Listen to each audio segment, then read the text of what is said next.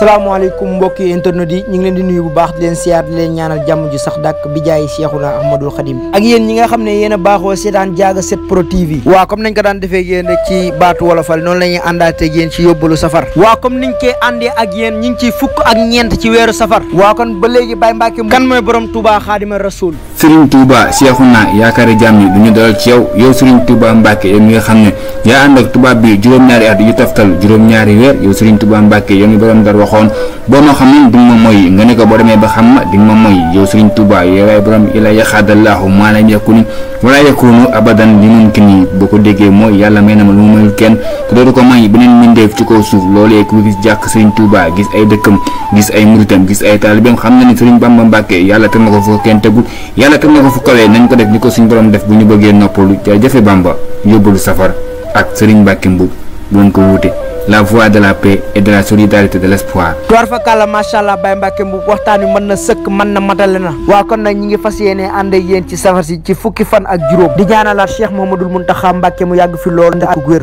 ànd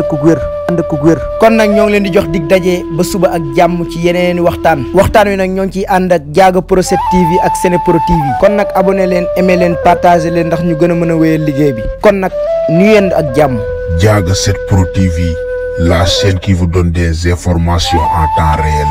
et qui ne vous sépare plus jamais.